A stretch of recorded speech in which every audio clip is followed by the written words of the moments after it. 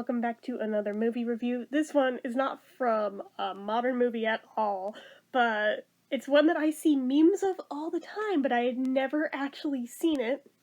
And that movie is Drop Dead Fred, which, yeah, I know you're like, you were a 90s kid. How the hell did you grow up without seeing that? I don't know. Especially since I grew up watching Rick Mile on The Young Ones, there is like no excuse for me not to have seen that movie. Until now. I've finally seen it. I mentioned it to one of my friends right after I watched it, and she was like, but why? I was like, because I'd never seen it. She's like, but why would you want to? I was like, again, because I'd never seen it. And she's like, but it's shit. And I was like, I don't know. I liked it enough, but would I call it a great movie? No, but I mean, it was fun.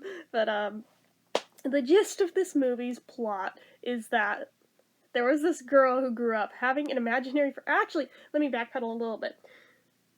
The theme song of this movie, just the opening credits music, pretty much perfectly sets the tone for the whole film, better than practically any movie I've seen ever, because while on one hand it does have that very little kiddish, very childlike quality to it, it also has like an almost demonic entity to it, and it's so fitting for what the movie is.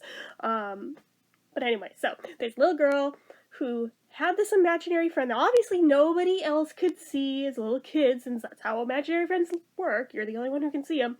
And he was very much real, wasn't just imagined. He very much existed. And he would do all these terrible things, and she'd get in trouble for them, because obviously nobody else can see him, so they think she just did it and is blaming it on an imaginary friend, like most little kids. When in reality, yeah, no, Fred is the one doing all of this. Now, she had kind of forgotten about Fred. She grew up, she got married, she has a job, she has a life and all. Long forgotten about Fred.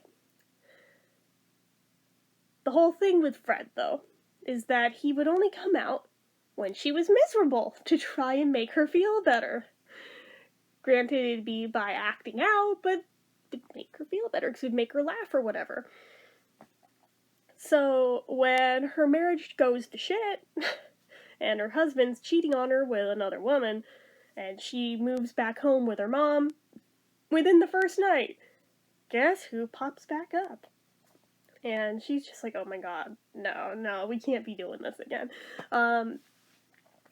But he is, and there's no dissuading him otherwise, and there's no controlling him. That's the crazy batshit insane part of this, is that there is literally no way of controlling Fred. So, with that in mind, all sorts of shenanigans ensue, and I don't want to spoil the fun if you've never seen it. Even if you just watch it once, just go watch it. It is a fun watch, I think anyway, even though the whole time you just want to throttle the damn dude. You want to just kick his ass so bad because he's such an asshole, but at the same time, there's a weird charm about him too. It's just like, that is a fine line to walk, my friend, to be able to be both of these things at once, in tandem, at the same time. I don't know, but regardless, eventually, by the end of it, the mom's taking her to a shrink to get this sorted once and for all, and she gets put on little happy pills. And he's like, no, because, you know, what happens when you take those? It means I go away. And by the time she gets the last one in the bottle, because, you know, that's how mental illness works. You get one bottle of pills, and by the time you reach the end of it, you're cured. Like, I wish that's how mental illness worked. I'd have been cured of anxiety and depression and OCD a long time ago if that's how that worked, but regardless, by the last pill, kills Fred, even though turns out she never took the last pill, but the second to last one, he disappeared anyway. But, oh no, spoilers from a movie that came out like 30 years ago. Shut up. Just shut up. You don't get to bitch when it's that old and I'm giving spoilers, alright? Especially if you came here first before seeing it.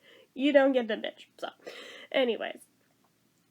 So, there's just so much hell that ensues the whole thing.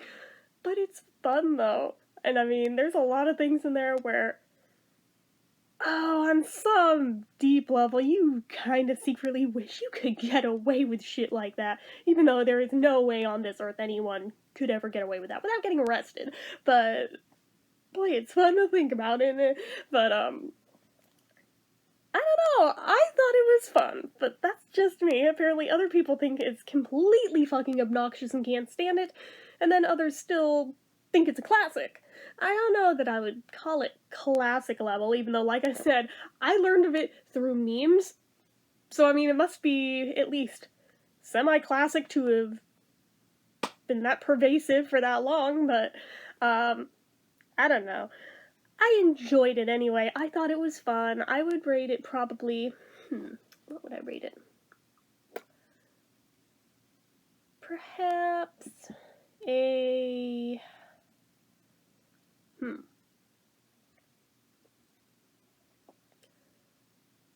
given the times that it came out in and everything, taking that into account when factoring this, maybe about a 3 out of 5. It's just medium, middle of the road. It's good fun. It's fluff. Is it anything groundbreaking? Nah, but at the same time, it's fun. It's a good way to kill a couple hours anyway, but anywho. Not a whole lot to say about it other than I personally enjoyed it anyway. Can't speak for anyone else. I liked it, but then again, this was my first time ever seeing it. Those of you who grew up with it may be rolling your eyes and going, oh god, that movie's so stupid. And you're entitled to that opinion. I totally respect that. But again, for me, it's new to me. There's a lot of movies that you all grew up with that I've never seen. Like, I've never seen Indiana Jones. I've never seen Harry Potter. I've never seen Star Wars. There's a lot of classic movies I've never seen that I'll eventually get around to.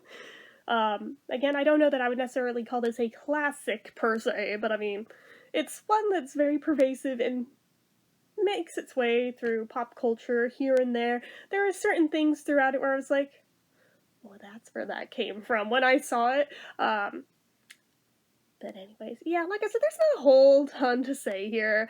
So I'm just gonna go ahead and wrap this up since I feel like I'm just talking in circles now. So, anyways, you guys know what to do. If you like this video, go ahead and give it a like. If you're not already, you'd like to be, click subscribe, hit that notification bell icon so you never miss an upload. Leave comments down below. Make sure you're following my social media accounts, my Facebook fan page, my Twitter, my Instagram, my Etsy, everything and more. It's all down below. And if you like what I do here on this channel and you'd like to help support, the donation link, as always, is down in the description. Grab yourself some donator perks and get your name on the end card for a month from the time of donating. And as always, in case you need to hear today and you haven't yet, I love you. I'm proud of you. You're doing a good job today. See you next time.